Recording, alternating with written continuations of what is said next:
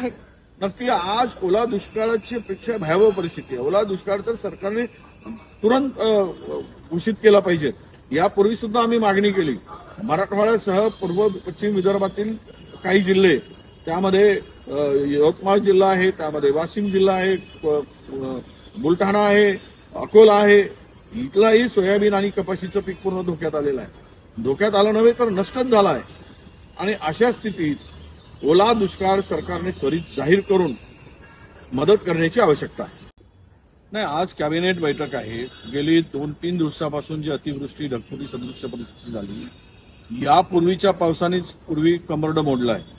त्याचे पूर्णतः पंचनामे झाले नाहीत आणि आता या 2 दिवसात आलेल्या पावसामुळे पूर्ण मराठवाड्यातील सोलापूर असेल, लातूर आहे, नांदेड आहे, परभणी आहे, बीड आहे, उस्मानाबाद आहे, म्हणजे धाराशिव आहे, या सर्व जिल्ह्यातील शेतीचं अतोनात नुकसान झालेलं आहे. जनावरं वाहून गेली, माणसं असुरक्षित आहेत. सुरक्षित स्थळी त्यांना हलवण्याची अत्यंत आवश्यकता आहे. आणि अशा परिस्थितीमध्ये पंचनामे करू म्हणून भागणार नाही, तर त्या लोकांची सुरक्षा करणं, त्यांना सुरक्षित स्थळी हलवणं आणि त्याबरोबरच मंत्र्यांनी त्या जिल्ह्यात त्वरित जाऊन, अजूनही मंत्री गेलेला नाही बांधावर, शेतकऱ्यांच्या डोळ्यात अश्रू आहे, धाय मोकलून शेतकरी रडत आहे आणि मंत्री मात्र इकडे बसून मजा मारत आहेत. अजूनही गेलेला नाही. मागची एवढी अतिवृष्टी झाली त्यावेळेस कोणता मंत्री फिरकताना दिसला नाही आणि अद्याप हे 2 दिवसामध्ये जर कहर केलाय पावसाने तरी पण जायला तयार नाही. पुन्हा अतिवृष्टी होण्याचे संकेत आहेत, तसा इशारा हवामान खात्याने दिलेला आहे. पुढे पुन्हा झालं तर काहीही शिल्लक राहणार नाही.